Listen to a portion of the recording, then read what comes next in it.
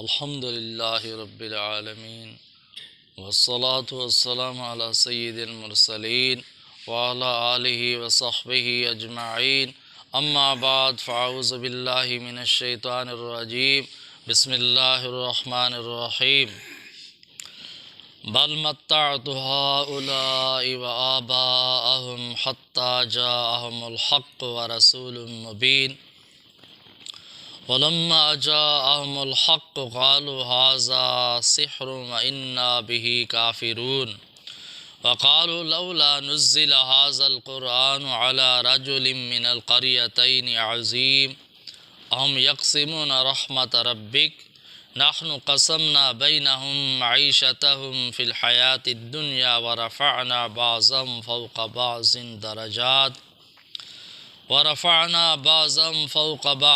درجات ليتخذ بعضهم بعضا سخريا ورحمة ربك خير مما يجمعون صدق الله العظيم وصدق رسوله النبي الكريم ونحن على ذلك من الشاهدين والشاكرين والحمد لله رب العالمين اللهم صل على سيدنا ومولانا محمد وعلى آل سیدنا و مولانا محمد وبارک وسلم۔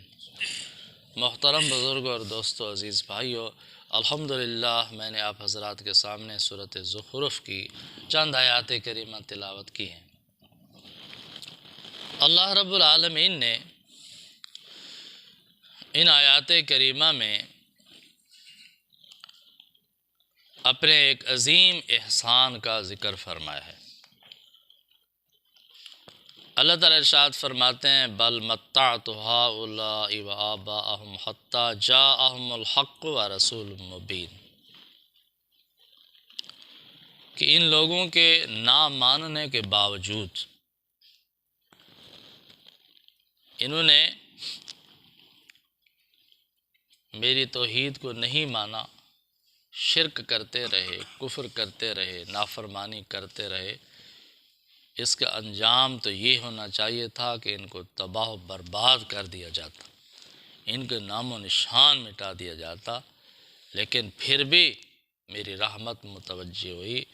اس کے باوجود ہم نے ان کو اور ان کے آباء و اجداد کو دنیا کی زندگی کے فائدے دیے، حتیٰ جاءہم الحق و رسول مبین، یہاں تک کہ ان کے پاس حق آ پہنچا اور رسول مبین آ پہنچا۔ حق ان کے پاس آیا، دین حق آیا، اللہ کا قرآن آیا، اور رسول مبین صلی اللہ علیہ وسلم تشریف لائے۔ حق کو کھول کھول کر بیان کرنے والے، صاف صاف بیان کرنے والے، صاف صاف ہدایات دینے والے پیغمبر محمد عربی صلی اللہ علیہ وسلم کو مبعوث فرما دیا۔ جب ہم نے احسان فرمایا تو پھر ان کا حق بنتا تھا کہ ہمارے دین حق کو قبول کرتے، رسول مبین صلی اللہ علیہ وسلم کو قبول کرتے، ایمان لے آتے، فرما بردار بن جاتے۔ لیکن وَلَمَّا جَاءَهُمُ الْحَقُّ قَالُوا هَذَا سِحْرٌ وَإِنَّا بِهِ كَافِرُونَ، جب ان کے پاس حق آ گیا تو کہنے لگے کہ یہ تو جادو ہے، ہم اس کو نہیں مانتے، ہم اس کا انکار کرتے ہیں، یہ باتیں ہماری سمجھ میں نہیں آتی، یہ تو جادو کی باتیں۔ وَقَالُوا لَوْلَا نُزِّلَ هَذَا الْقُرْآنُ عَلَى رَجُلٍ مِّنَ الْقَرْيَتَيْنِ عَظِيمٍ، اور کہنے لگے کہ اگر قرآن نازل کرنا ہی تھا تو عرب کے جو دو بہت بڑے شہر ہیں، تو بہت بڑی بڑی بستیاں، ان میں سے کسی سردار پر نازل کیوں نہیں ہوا۔ ان دو بستیوں سے مراد ایک مکہ معظمہ اور دوسری طائف کی بستی ہے، بہت بڑی بستیاں تھیں، بہت بڑے شہر تھے۔ ان عظیم شہروں میں سے کسی سردار پر قرآن کیوں نہیں نازل ہوا، محمد ابن عبداللہ پر کیوں قرآن نازل ہو گیا؟ اللہ رب العالمین نے ارشاد فرمایا اَهُمْ يَقْسِمُونَ رَحْمَةَ رَبِّكَ، کیا یہ لوگ آپ کے رب کی رحمت کو تقسیم کرنے والے ہیں؟ نبوت تو اللہ کی رحمت ہے، اللہ تعالیٰ نے نبوت کو رحمت سے تعبیر فرمایا۔ نبوت تو اللہ تعالیٰ کی بہت بڑی رحمت ہے، فرمایا اللہ کی اس رحمت کو یہ تقسیم کرنے والے ہیں۔ اللہ کی رحمت کو تقسیم کرنے کا حق انہیں دے دیا گیا ہے کہ یہ تجویز دے رہے ہیں کہ مکہ اور طائف کے کسی اور سردار پر قرآن نازل ہونا چاہیے تھا، محمد صلی اللہ علیہ وسلم پر نازل نہیں ہونا چاہیے تھا۔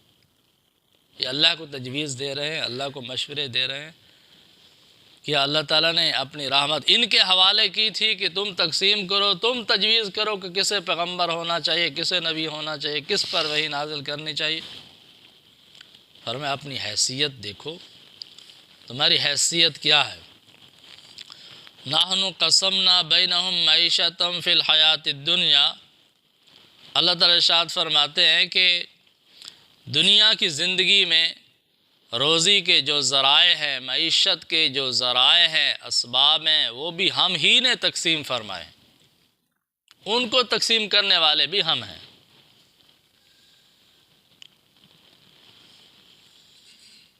وَرَفَعْنَا بَعْضَهُمْ فَوْقَ بَعْضٍ دَرَجَاتٍ لِيَتَّخِذَ بَعْضُهُمْ بَعْضًا سُخْرِيًّا، اور ہم نے ایک دوسرے پر ان کو درجات میں فوقیت دی ہے، کسی کو کم درجہ دیا، کسی کو زیادہ دیا، کسی کو امیر بنایا، کسی کو غریب بنایا، کس کو زیادہ مال دیا، کسی کو کم مال دیا، کس کو زیادہ حیثیت دی، کسی کو کم حیثیت دی۔ تو یہ ہمارا نظام ہے۔ یتخذ بعضهم بعضا سخریا، تاکہ یہ ایک دوسرے سے کام لے سکیں۔ ہم نے نظام ہی ایسا بنایا ہے کہ ہر ایک کو ضرورت پوری کرنے کے لیے دوسرے کا محتاج بنا دیا، احتیاجی پیدا فرما دی۔ ہر آدمی اپنی ضرورت پوری کرنے کے لیے محنت کوشش کرتا ہے، لیکن فائدہ دوسروں کو پہنچتا ہے، ضروریات دوسروں کی پوری ہوتی۔ کسی کو امیر بنا دیا، کسی کو غریب بنا دیا۔ اب امیر کو ضرورت ہے کہ میرے پاس پیسہ تو ہے لیکن کام کرنے والے نہیں ہیں، کوئی کام کرنے والے ہوں تو میں اپنا کام کراؤں، اور جو کام کرنے والا مزدور ہے اس کے پاس پیسہ نہیں ہے، وہ کہتا ہے میں کام تو کر سکتا ہوں، مجھے پھر معاوضہ چاہیے۔ اللہ تعالیٰ فرماتے ہیں کہ یہ نظام ہم نے بنایا ہے، معاشرہ ہم نے بنایا ہے کہ یہ ایک دوسرے کی ضروریات پوری کر سکیں، ایک دوسرے کے کام آ سکیں۔ یہ ہمارا نظام ہے، ہم نے یہ تقسیم کیا ہے۔ وَرَحْمَتُ رَبِّكَ خَيْرٌ مِّمَّا يَجْمَعُونَ، اور فرمایا کہ آپ کی رحمت بہت بہتر ہے اس چیز سے جو یہ جمع کر رہے ہیں۔ مال و دولت، سونا چاندی، یہ لوگ جو جمع کر رہے ہیں، اس سے آپ کی رحمت، آپ کے رب کی رحمت بہت بہتر ہے۔ یہاں بھی رحمت سے مراد نبوت ہے، نور نبوت ہے۔ فرمایا جو کچھ یہ جمع کر رہے ہیں اس سے یہ آپ کے رب کی رحمت، نبوت جو ہے وہ بہت اعلیٰ چیز ہے، بہت بہتر ہے۔ تو اللہ تعالیٰ یہ سمجھانا چاہتے ہیں ان کو کہ ذرا اپنی حیثیت دیکھو، ایک ہے نبوت، دوسرا ہے دنیا کی چیزیں۔ نبوت تو بہت اعلیٰ چیز ہے، اللہ کا بہت بڑا انعام ہے، عظیم احسان ہے، بہت بڑا منصب ہے نبوت، وہ تو بہت بڑا مقام ہے، بہت بڑا انعام ہے۔ اس کے مقابلے میں دنیا کی چیزوں کی تو کوئی حیثیت نہیں ہے، اس کے مقابلے میں دنیا تو بہت گھٹیا چیز ہے، بہت کم درجے کی چیز ہے۔ جو گھٹیا چیز ہے، کم درجے کی چیز ہے، اس کو تقسیم کرنے کے لیے تمہارے حوالے نہیں کیا، نبوت کو تمہارے حوالے کریں گے؟ دنیا کی تقسیم کے تم اہل نہیں ہو کہ تقسیم کر سکو، کم درجے کی جو چیز ہے دنیا، اس کے بھی تم اہل نہیں ہو کہ تقسیم کر سکو، وہ بھی تمہارے حوالے نہیں کی گئی، تو جو اعلیٰ درجے کی چیز ہے اللہ کی رحمت، نبوت، وہ تمہارے حوالے کیسے کی جائے؟ کہ تم کہتے ہو کہ مکہ اور طائف کے بستیوں میں سے کسی پر قرآن کیوں نہیں نازل ہوا؟ تو فرمایا اپنی حیثیت دیکھو پھر بات کرو، تمہاری حیثیت کیا ہے؟ اپنی روزی جو ہے وہ تو تم بنا نہیں سکتے، اپنا نصیب خود بنا نہیں سکتے، وہ اللہ کے نظام، اللہ کی قدرت سے پہنچتا ہے۔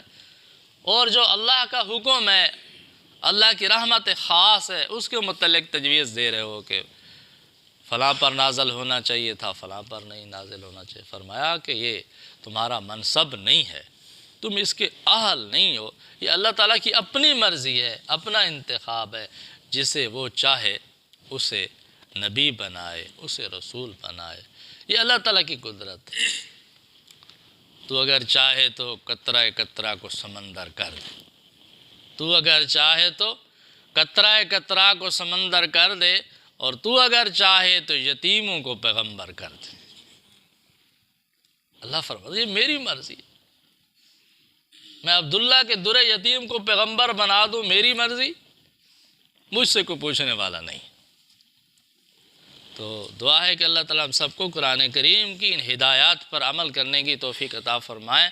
وآخر دعوانا ان الحمد للہ رب العالمین۔